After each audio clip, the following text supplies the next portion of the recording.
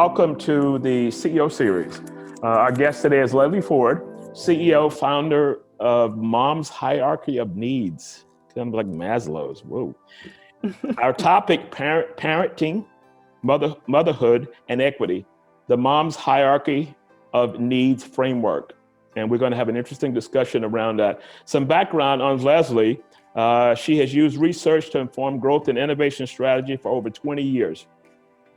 She has held brand management positions, product management, and business development roles in consumer technology and products market research media, as well as publishing company. She has created the Mom's Hierarchy of Needs framework based on research studies to inform growth and innovation strategy for organizations.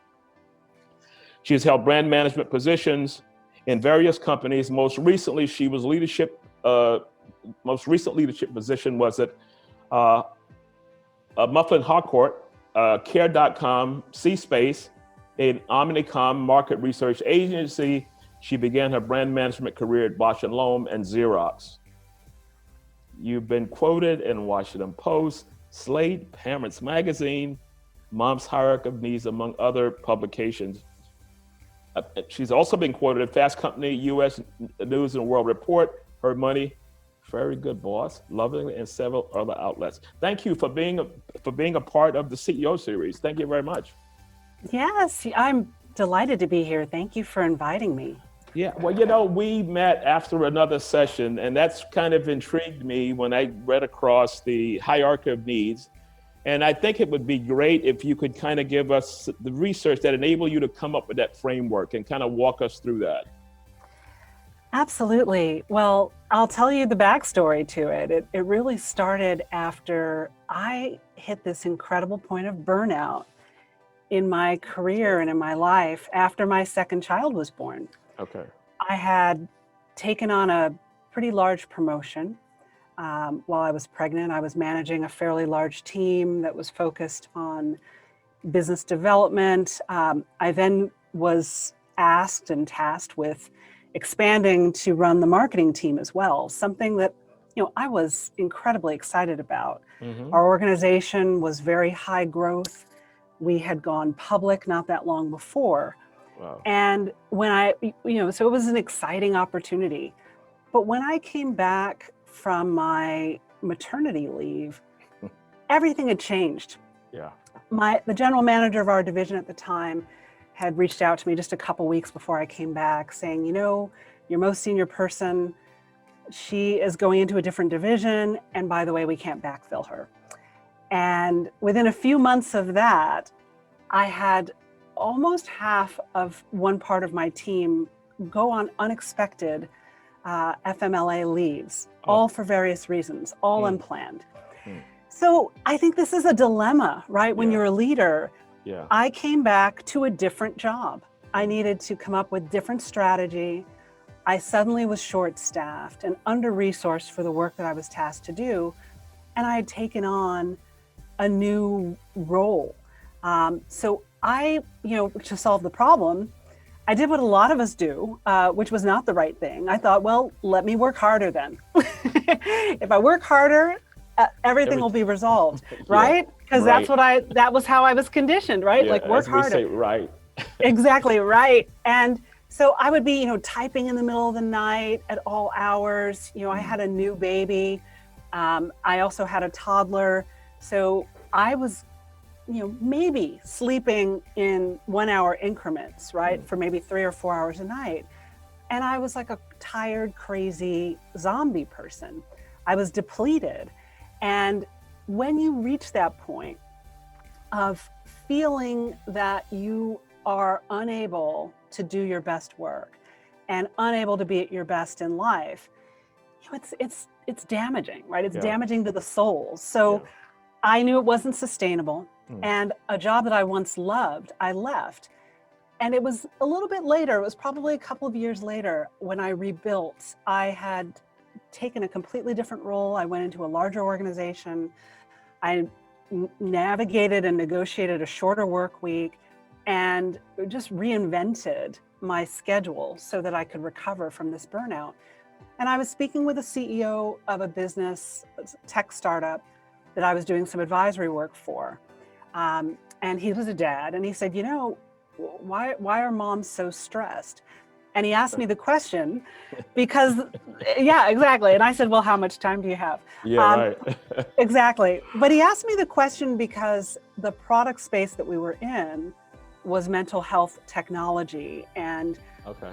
women, in addition to, I know we're going to be talking about women in the workforce and in leadership, but women also buy the overwhelming majority of consumer products, right? Okay. Women account for probably 85 to 90% of the purchasing of consumer products. So we were talking about it from a marketing perspective. And I said, well, there's Maslow's hierarchy of needs, and then there's mom's hierarchy of needs. Okay. And as soon as I said it, something just clicked for me. I drew it on a little piece of paper. I turned it into a brief survey. Yes, exactly. That is it. And what you'll see there, the foundational priorities, where we allocate most of our time, or what we value as our priorities, our children's milestones, their well-being, their education, their development. And then the next layer, our household and all the responsibilities that we have in our homes, and running a household. And then the next layer is our professional role. And once you kind of get everything up at the tippy top, healthy relationships with other adults, self-care, and in my world, self-care includes sleep, movement, and learning, development, growth, all of those aspirational things that really lead to your emotional, physical, and mental well-being are way up at the tippy top. And, unlike Maslow's, which is very progressive, where it's like, okay, I have food now, check. I have shelter, check. Let me move on to the next category. With this hierarchy, which I originally have used it to study with moms, but I've also found that it works for other caregivers and for dads. Yes. But those things at the bottom are never done. They're never done. So we've all been conditioned in our professional lives, especially people who are ambitious, high performers. We're conditioned to, do everything that's priority at the bottom. And when that's done, then we will go for that workout, pursue that PhD program, call that friend, whatever it is that's at the top. And when I saw visually that I was trying to do the impossible, I was trying to make space for my growth, development, and self-care, but I had conditioned myself to think that everything at the bottom had to be done. Yeah. It changed everything for me. Yeah. Like suddenly I became ruthless about my intention to carve time at the top. And by doing so, I regained my clarity, my creative energy, my strategic thinking, all of the hallmarks that brought me to where I was in my career in the first place. But when you're burned out, you lose all of that. Yeah. You're just trying to deal with the day-to-day, and you are buried. Yes. Exactly. So that was the origin for it. And then I just got very curious about how are other moms dealing with this, and what are all of the internal barriers and reasons that it's so hard to make that space for growth and development and self-care. And then what are all the systems reasons? And I started to look at all of the structures that we live and work in, and how they support or resist, right? This kind of personal growth arc that we're all trying to achieve in our daily lives. And examining those trade-offs, I think, has provided me not only just with insight that helped me personally and helped me grow my career and grow professionally. That insight, I think, allows us to look at the systems of work and how we can help others, help people on our teams as leaders, unlock their creative energy, unlock their potential, prevent burnout, right? Which is costly to organizations. And there's so much of that today because of people being stressed out for Zoom meetings and just back to back. How do you carve the time out for the top? Yeah, that's really key. It is. Well, I mean, in the pandemic, there are so many other factors, right, conspiring to make it even more difficult than it was. I mean, working parenthood was never easy before. People, whatever socioeconomic background they might have had, professional background, the juggle of all of the logistics associated with making sure childcare worked, making sure school was set in the way it needed to be, making sure that children were healthy and happy, making sure that you were, intervening in your career at those critical moments that you needed to intervene and grow.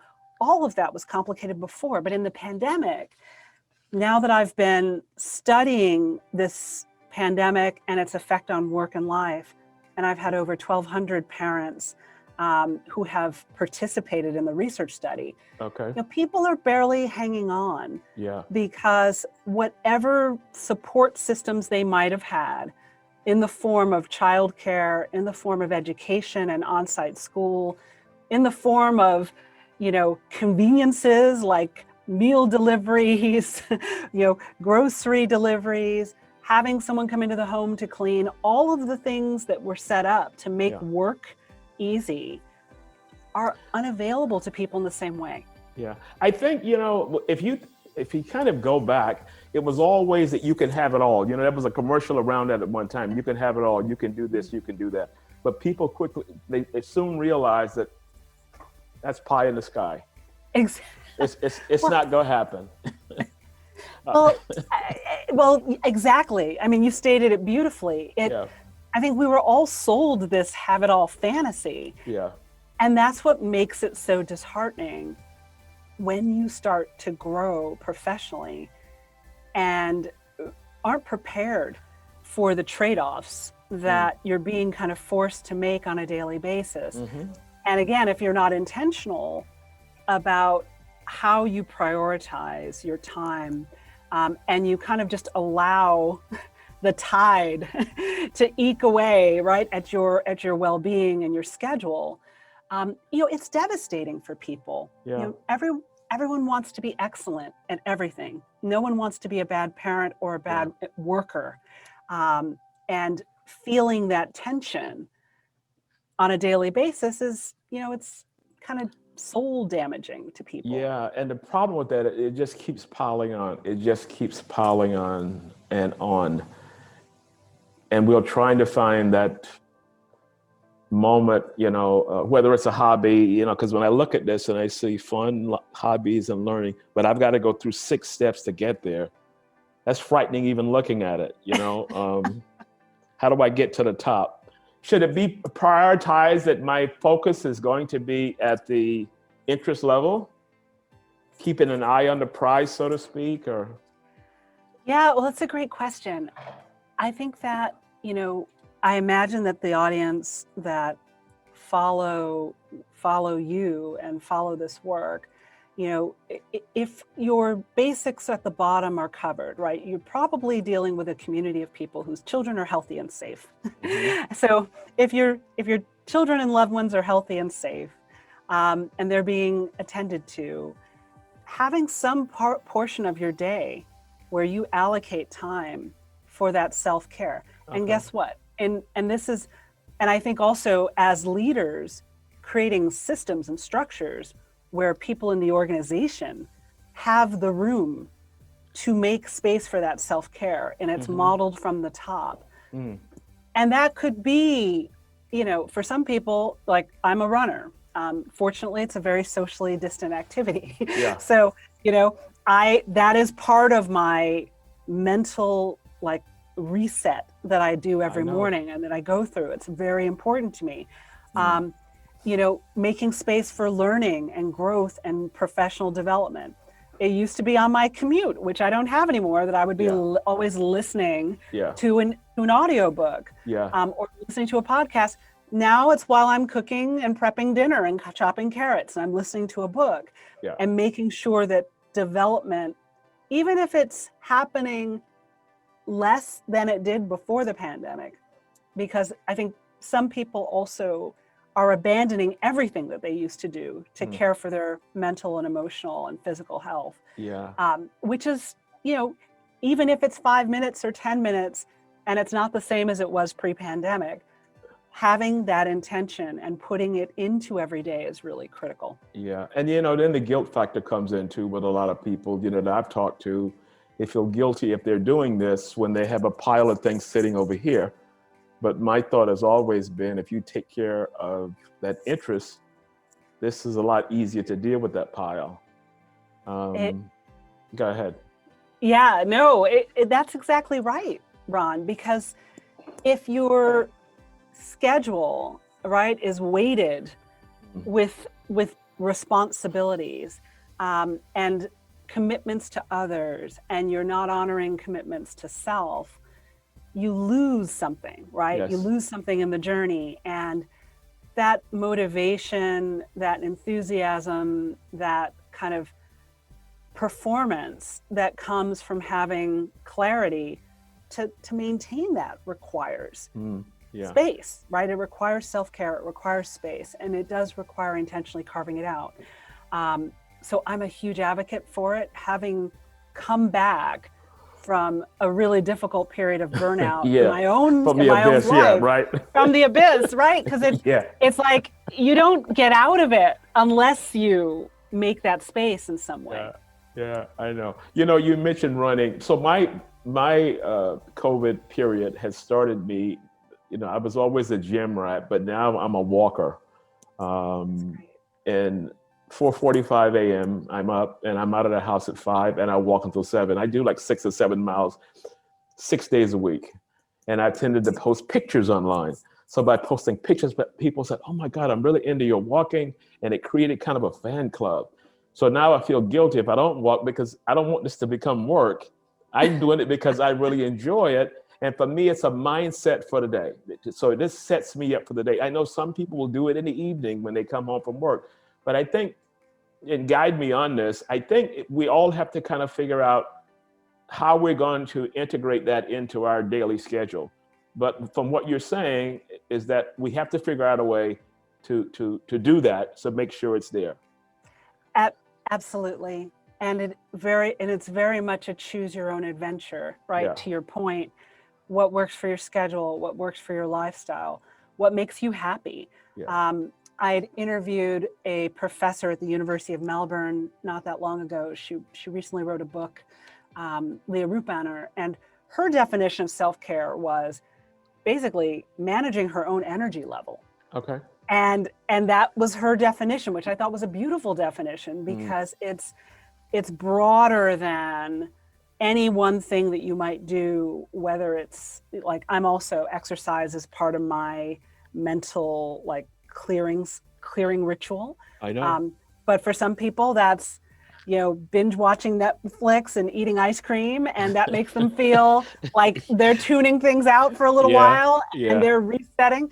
So I think it is like, what is going to allow you to access that personal space where you have clear thought, where you don't feel on all the time, and where you can kind of tap into your energy to do all of the things that are demanded of you and all the things that you want to be able to do in your life. Yeah. You know, in prepping for this interview, I went back and read some of the articles you read, and it was kind of like therapeutic from my side. And one of them, you wrote an article on why the mental load matters to your career. Walk us through that. Yeah, well, you know, it's fascinating. There were so many things that I did not know heading into mixing motherhood with career. And one of them was just cognitive load. And cognitive load isn't new, and it doesn't just happen for parents. But it's that concept that you might be sitting on a beach. You might appear to be having a wonderful, relaxing time. Yeah. But you might have this ongoing tape loop in your mind. Oh my goodness, I have that presentation tomorrow morning and I haven't finished my PowerPoint slides yet. Or, oh, did I order new shoes for my daughter? You sound like me. You sound like me. Exactly. It's like, did I do this? Did I do that? Yeah. So it's, and I've seen it described really brilliantly. I also interviewed another author who's a journalist, Bridget Schulte, And she referred to it as contaminated time. Mm. So if you have that to-do list running through your mind at all times, which is often the case, it starts to weigh on your well-being. It starts to really affect your stress. And the argument that I make in that piece, once I understood the mental load and I really looked into some of the neuroscience of managing our mental capacity, right? Because just like the rest of us, our brains have limits, right? Yeah. We can only fit 7 things in our working memory at any given time. I didn't know that. Right? Okay. Exactly. Not 70 like we all try to do, but 7. Yeah, 7. Okay. And to the extent that your brain is trying to hold on to those priorities, it's an uncomfortable feeling. It causes stress. And until you develop systems to capture your to-dos and capture what needs to be done, or to create routines and habits so that things move from your working memory to your long-term storage, so to speak, just like if you're driving a car or taking a walk, and you don't even have to think about driving a car or taking a walk, even though it's a very complex process. So for our careers, to have that space to take risks, calculated risks, to be able to expand and learn new things, to be able to form connections and observe opportunities. I mean, in any of the work that you do, and probably that anyone in your audience does, it's strategic work. Yeah. Where in effect, we're all being paid to think. So if you think of it that way, and I really do, I now optimize my routines in my home life and in my professional life so that I am my sharpest, most creative, clear self, because that is what allows me to not only be happy, but it allows me to do the work I do in a really differentiated way. So what I was kind of preaching, I think, to others and to other caregivers, mothers, parents, understand what the mental load is, where it comes from, and what you can do in your life and in your routines to reduce it, because it absolutely affects your level of stress. It will absolutely lead to burnout if not contained, and it will affect your ascension and your growth and your ability to reach leadership. If you are dealing with the mental clutter of, oh my goodness, have I ordered all the shoes? And is it the blue sippy cup or the red sippy cup? Or, did I pull the chicken down from the freezer? And that is contaminating your mind all the time. It affects everything. Yeah. I read a book. I'm an audiobook too. So I audiobook every morning. So I can do 2 hours. I can do a book in basically 2 days, unless it's 10, 11 hours. But I forget now what author was talking about. One of the needs is managing that inner voice that talks to you, that says, oh, you're not going to be able to do this. That inner voice that always creates doubt. And they were talking, his theme was that we have to figure out a way to self-reflect, and we manage that voice. We manage that voice that's talking to us. And so when you talk about, did I do this? Did I do that? That mental piece is just constantly, you want to say, could you please just give me a break here? Well, I think you're spot on with that. And that voice, which, is often called the inner critic. Yeah. And there's a lot of wonderful work that's been done. And I've read some amazing books about that and around that, and people who've really examined that. But even being able to manage that voice, right? Being able to feel that you can overcome whatever your own self-doubts are. And most of that self-doubt, whatever that voice is saying, you can't do, it's usually coming from a place of something that we are socialized with, and that we are told in our community, in our society, that we can't achieve because we're socialized to believe it's not possible, or it comes from childhood or our family of origin.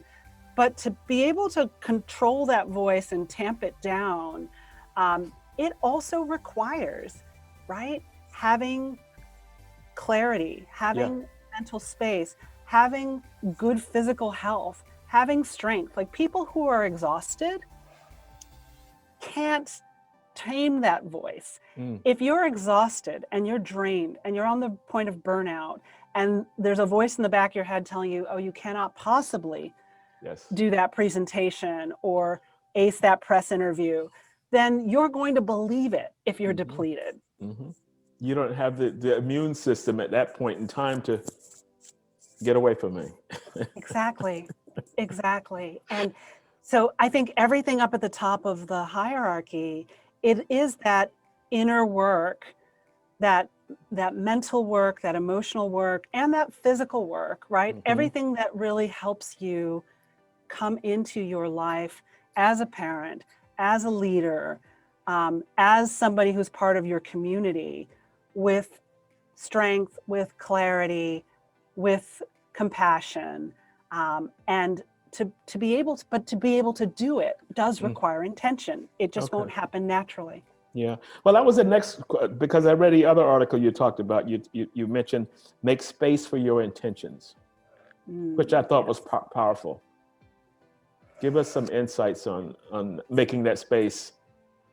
Absolutely. Well, it turns out that unless you defend your time, it no one in your life, right? Not your partner, not your manager, not your children. Like, no one in your life is going to say, oh, hey, you look really busy. You look really tired. You know what? We're going to just give you a little time to take care of the things you need to take care of, right? Yeah. It's like, no, it doesn't happen that way. Everybody's waiting for that to come, Exactly. Not going to happen, folks.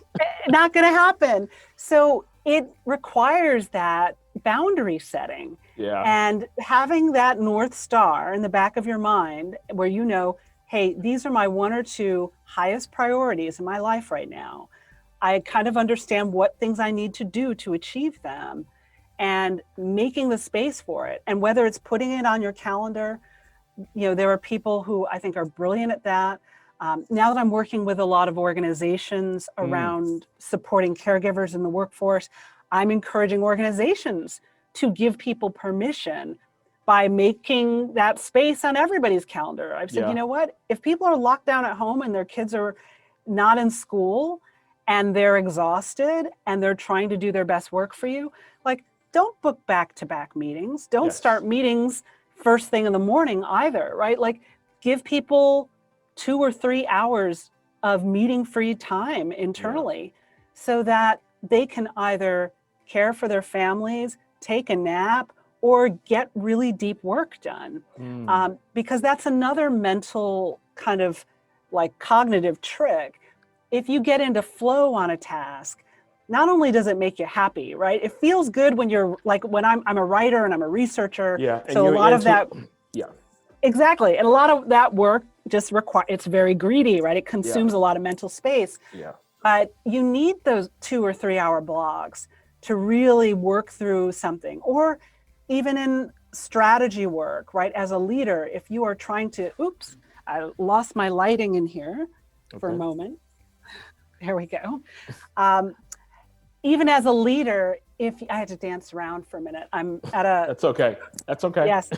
Even as a leader, if you are someone who, wants to be strategic and navigate the course of this pandemic and all of the changes that it means for your organization, you might need to carve out like from 8 a.m. till 10 a.m. on your calendar, like block it out. Don't book meetings then. Yeah. Use that space to take a walk. Use that space to be out in nature. Use that space to journal. Use that space to meditate. Use that space to get yourself to your peak performance. Well, a lot of what you're talking about is self-reflection, that we've got to sit back and think about us and our well-being. Yesterday, I had a brutal day. As I told you earlier, I was working with a company based in Australia. The start time was 6:00 a.m. Normally, my walk time is 5 to 7. So the only thing I was interrupted by was my walking schedule. I could handle the work part of it, because when I got off the call at 11 o'clock, because we only did 5 hours, I had a 1:30 call I had a 3 o'clock call, and then I had a 9 o'clock international webinar that started at 9 p.m. my time, finished at 11 o'clock. But the only thing when I look back on the day that I was upset over, I didn't get a chance to walk. Yeah, And the walking piece, that's the top of the pyramid. The walking piece brings me fun. The walking piece gives me clarity in thinking. And when I thought about that this morning, I said, the only thing I was upset about was I didn't get a chance to walk. Well, you know what?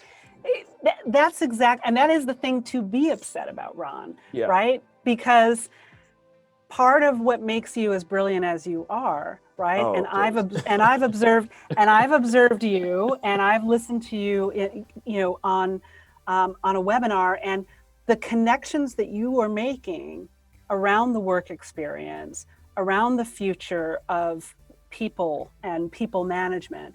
You're making those connections because you're creating space for yourself, because you're taking good care of your mental and physical health.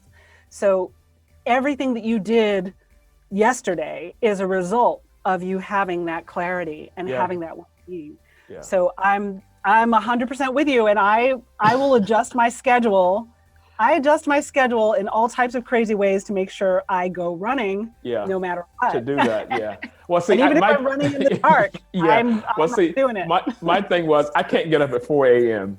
and do this until 5, and because that was going to just put too much pressure on me for a 6 a.m. start time. And I said, you know what, I will.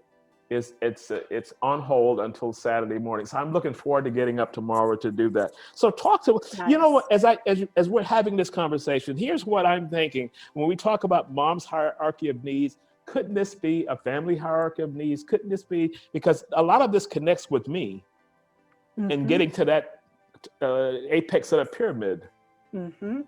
Well, it's really interesting that you asked that. Now that I have moved, I started with moms, and I'm actually really happy that I kind of came at it from a personal need and began that way. There's a theory in education that, and I worked in educational publishing for 4 years and left that position last year. But there's a theory that if you design education for the kid who has the most challenge, right? The worst homes environment, the most food insecure, the lowest socioeconomics, the greatest learning differences, right? If you make education work for that kid, then education's better for everybody. And I believe this applies to moms. Okay. Moms are the least represented in leadership, have the lowest amount of discretionary time, are still the most in our society, right? Are still most likely to be responsible for all of the household and childcare in addition to their work. So by designing around that audience, it makes work better for everybody. Yeah. Then whether it's a dad, somebody who's caring for an aging parent, whether it's a young guy who just wants to be able to surf and have a dog, right? It's like people do their best and ascend to their highest levels when they have permission to come in and do their work as their real selves, as their whole selves, when they have space to reflect and make wise decisions, take care of themselves, and I think work, and as I'm now working with organizations on this, the processes of work haven't been re-examined for a really long time. Not every process needs to happen in the way that it did 50 years ago. I'm glad you brought that up, because I said, I was on a call the other night and someone said, don't let a crisis go to, Johnny Taylor from SHRM, the head of SHRM mentioned, he said, don't let a crisis go to waste. So when you think about workforce design was done post-industrial revolution. For the most part, we're still using the same model, 40 hours a week, everybody has to be in the office, performance reviews once a year, engagement surveys come out later, we do that. And it's just like checking the boxes. Well, you know what? Throw it all away and come back and redesign the workforce. So one of the things I'm noticing, because I follow all this stuff, I read every research paper that comes out, is that the younger companies, the newer companies, the DNA of the younger companies skews a lot younger, CEOs are younger. They're saying, hey, let's just try it. They said, let's do work from home for the rest of the year.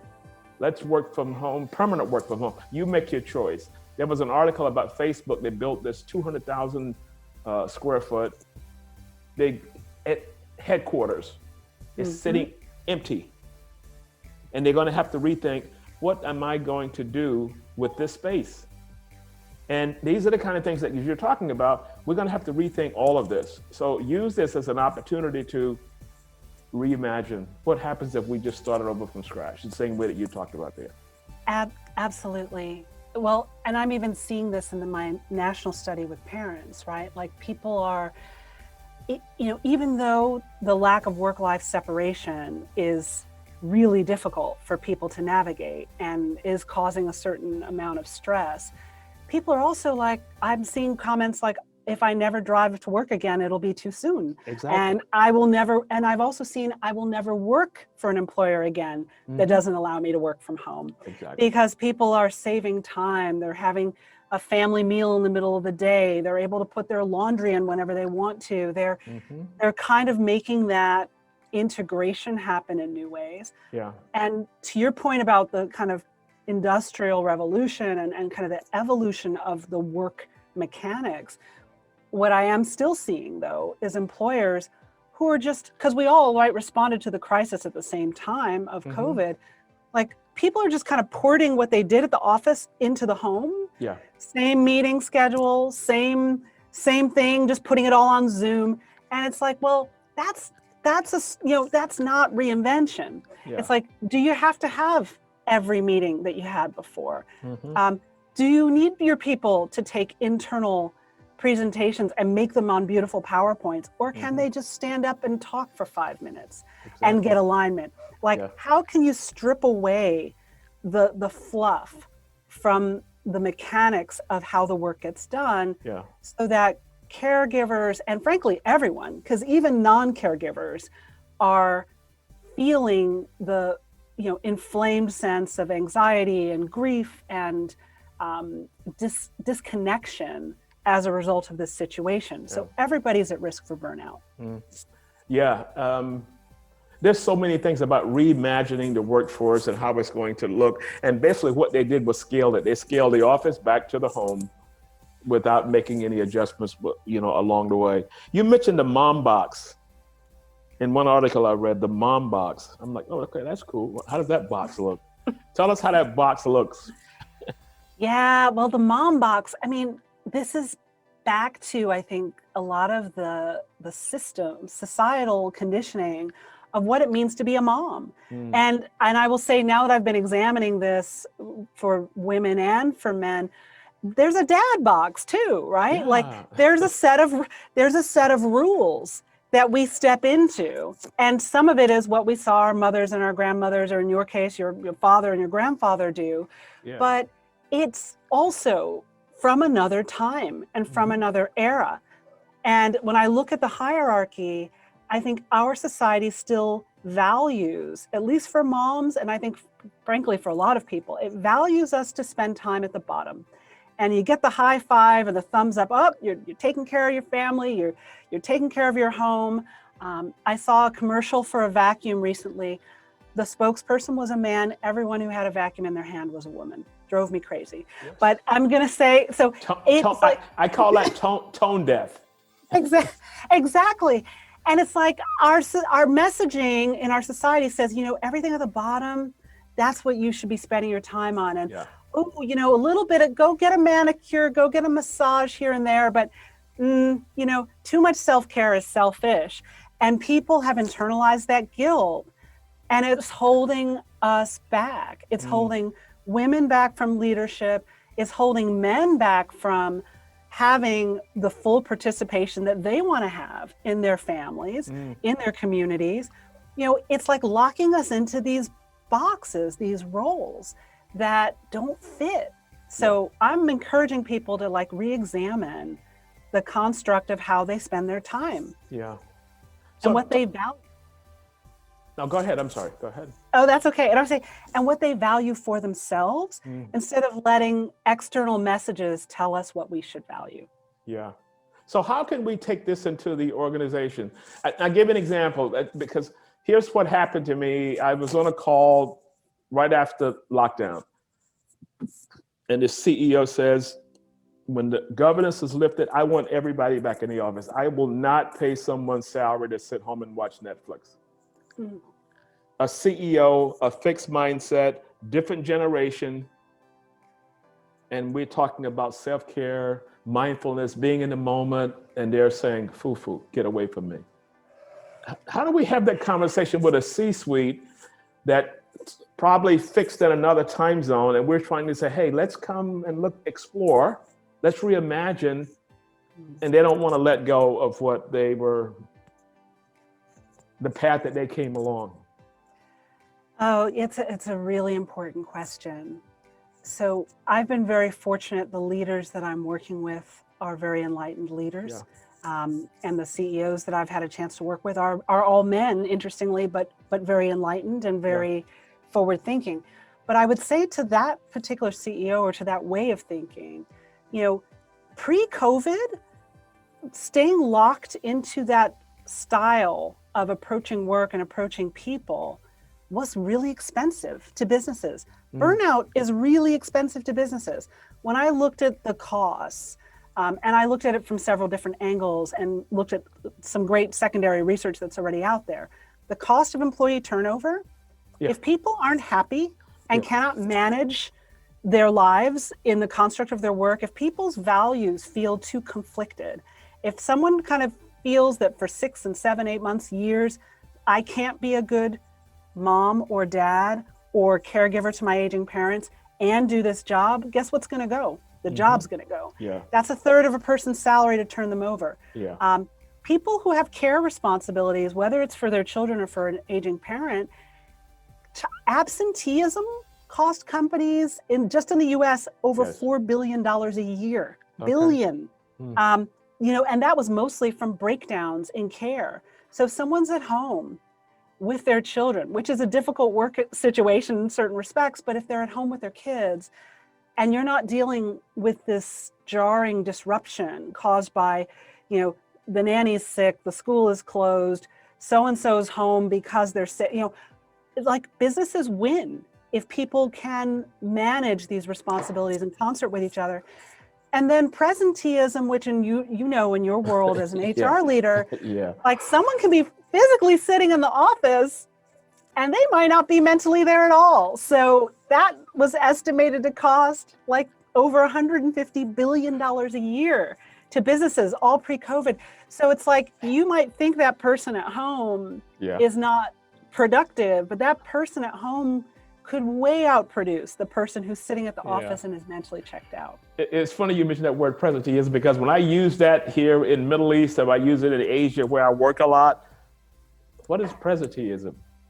Because they don't know it as that term. So, and I'm saying, sitting in the office, in front of the computer, but 90% of my mental capacity is someplace else. Exactly. And that could be through Facebook, Instagram, TikTok, whatever it is. And I'm just kind of hanging out, but you're paying 100% for each one of those minutes and you're not getting anything back as a result. So there's not an even, the agreement is, the proxy is we pay you for 40 hours, you give us 40 hours worth of work, and you're giving us maybe 5 for a week. Exactly. And you know what, I think the 9 to 5 and the 40-hour, like that's been a thing of the past for a long time, right? For most professionals. People work more than 40 hours a week in most professions at this point. And a lot of that work has already been done outside of the office. And I would ask even like that CEO, like, do his best ideas come to him in the office? Probably not. It's probably when you're taking a walk or taking a run or your mind is still and your mind is clear, when you come up with that amazing insight that you then bring into the workplace. So, like let the chains off, let people have the shackles, right? Let people have autonomy and control over how they navigate their work and life responsibilities, because work and life responsibilities, especially for caregivers, is messy and no two people have the same needs. So they need to have that flexibility to kind of carve out a set of childcare options, work location options Mm-hmm. that are, in their best interest. And I'll say in this pandemic, I've also seen, although some people are really unable to visit aging parents because they're worried about exposing them, Yeah. a lot of people have moved in with their parents for Mm-hmm. childcare reasons. Yeah. Yeah. So there is a rise in grandparent care, Mm-hmm. and people have picked up and ported themselves in all different areas of the country or the world in some cases. Yeah. So again, for employers, if that person's not sitting in the office, but that person is now working out of, they're no longer in New York, they're in Idaho living Yeah. with their parents so they can have childcare support. It's like, that's a win. If that person's able to make it work, it's a win for the employer and it's a win for them. Yeah. So working in the office, and then we said work from home. The next frontier is working from anywhere.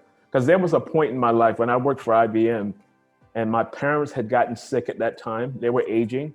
If I could have just moved back in with them, took them on their daily chores, doctor visits and all, I could have still done work. Yes. But when I kind of proposed that, this was back early 80s, they said, no, it'll never happen. Now they would allow you to work from home, but it had to be from home. But I'm saying, why does it matter? But we couldn't sell it then. So I applaud the work from anywhere because that's going to be the new frontier. And not only that, but if I have a work from anywhere kind of motif, what's going to happen is that I can choose talent from anywhere across the globe. And maybe you fly me in one time a year, twice a year. I can do everything from anywhere. Yes, absolutely. Well, and that's a beautiful example as well that, even if someone does not have children, everyone generally has parents, right? Yes. Most everyone Yes. has parents. Yeah, you wouldn't be here otherwise, right? Right, exactly. And caring for an adult is not as joyful or as predictable as caring for a child. Like anyone can become a caregiver at any time. People can suddenly need to take care of parents or grandparents or loved ones. And what a loss for, in that case, right, when you were at IBM, what a loss for IBM if someone with your talent feels like they can't care for their parents. That doesn't make you, it makes you feel badly eventually about that job, right? Mm-hmm. It changes your relationship to the job when you are faced with, oh my goodness, I can't be the son that I want to be because I'm working for this employer. And it's the same with, if I can't be the mother or the father or the son or the daughter that I believe myself to be because I am committed to this particular organization, the organization will go. People will not tolerate that type of values conflict and tension for extended periods of time. It leads to a bad place. And again, I think that, to your point, freedom to work anywhere, more flexible schedules, and during the pandemic, more flexible expectations.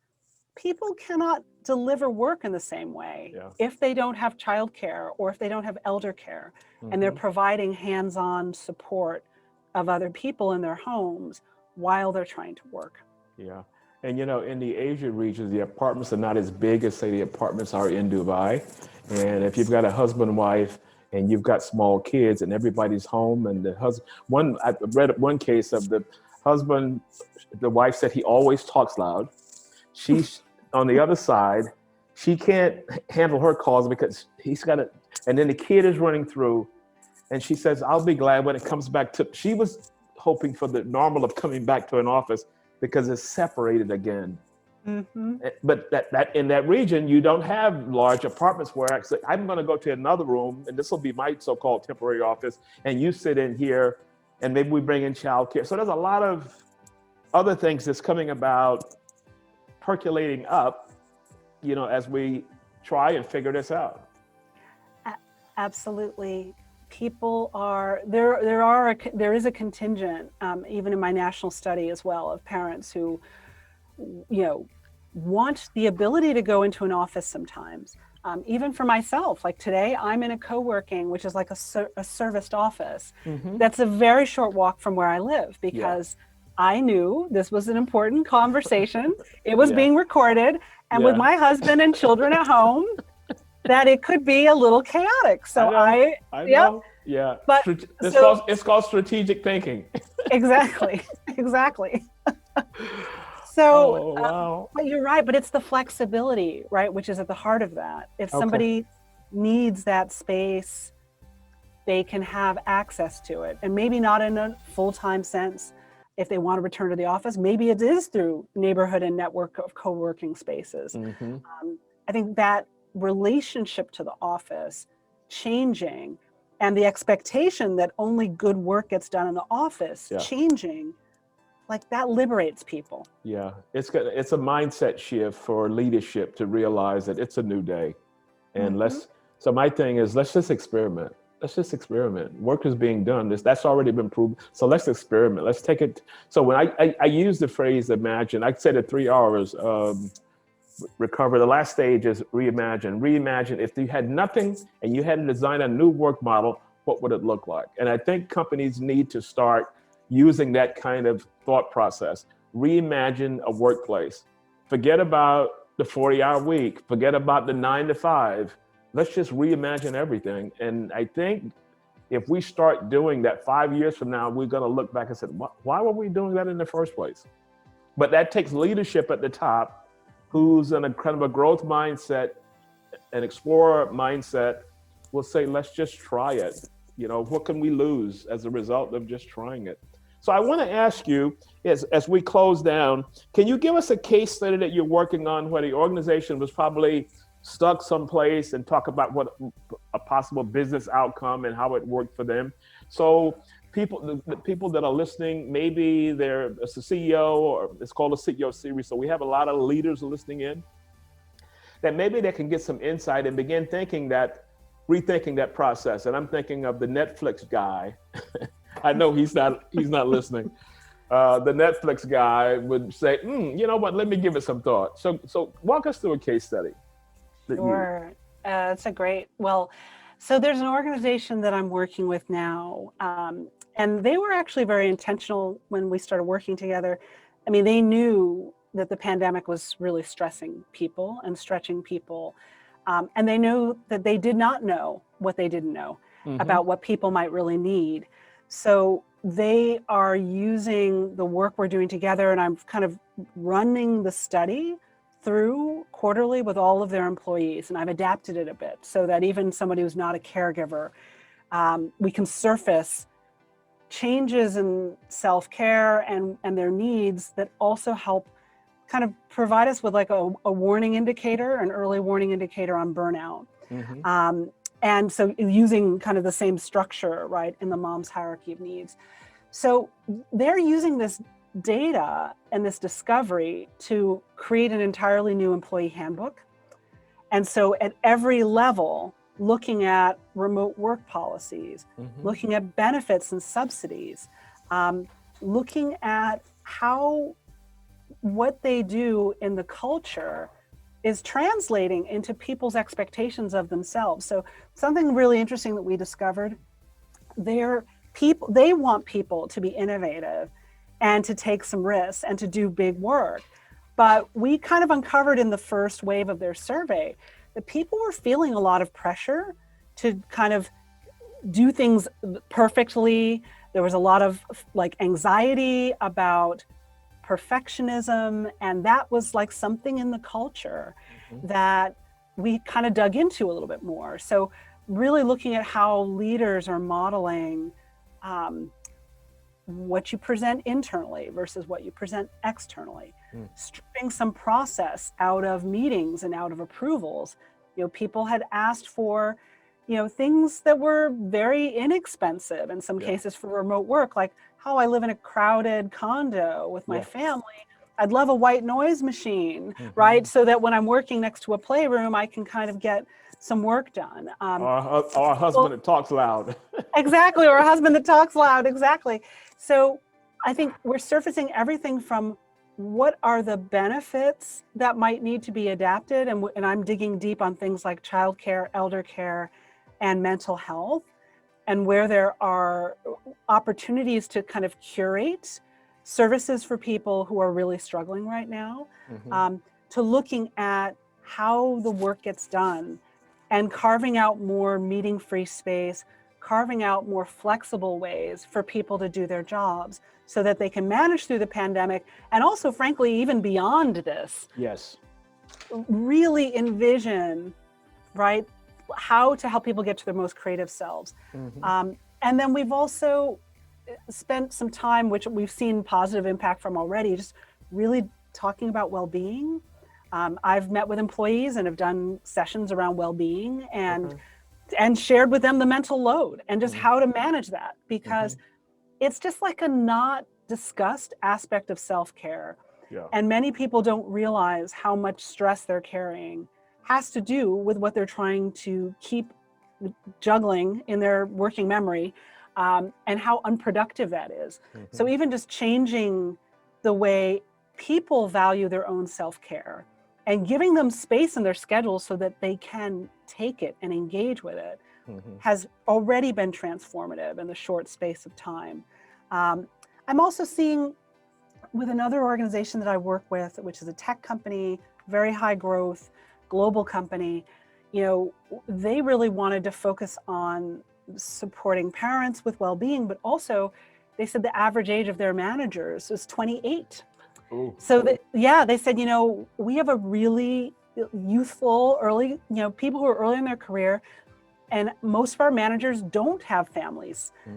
They don't have families yet, and yet they're managing parents and they're managing people with elder care responsibilities. We need to create empathy so that they can model this flexibility.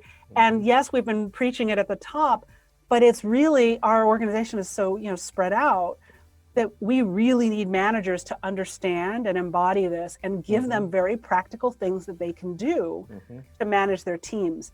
So that is something, that is work that I'm really, you know, proud of and excited about, because I think just the fact that leaders want to make this change, and it's often very fuzzy as to how to do it. So taking all of that data and coming up with some concrete, okay, this is what meeting schedules should look like from now on. This is what remote work can look like from now on. You're having troubles with your Wi-Fi or with your noise, like, let's put something in there. Or, oh, by the way, you're like working and trying to manage your household and you don't have any space or any time. Like, consider a subsidy for food delivery services or other conveniences.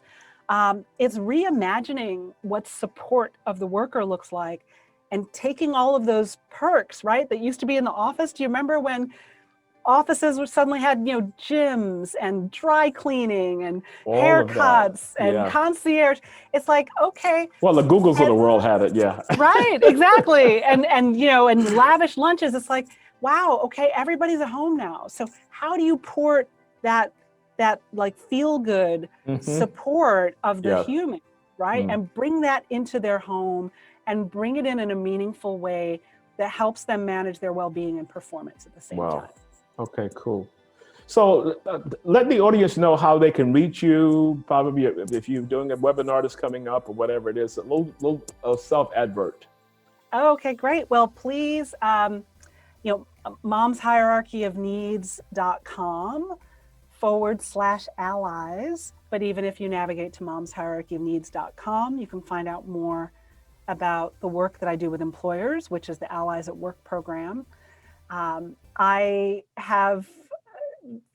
do not have an upcoming webinar, but probably in the beginning of November, I'll have something to announce, and I will put it in that space. Cool. Well, let us know, and we will socialize it from our side. Excellent. You know, so that would be cool. So thank you so much. This has been kind of a psychological lift for me, because I'm kind of at burnout stage for the past 2 days. Lighting has gone out again. It's for the past couple of days. So this was kind of therapeutic for me. So it was a very good interview. Thank you so much for being a guest, and we'll stay in touch. I see you've made some connections to some people that I've referred you to. So all that's cool. We got to get the word. I'm so grateful for that. Yeah, we got to get the word out. So thank you very much.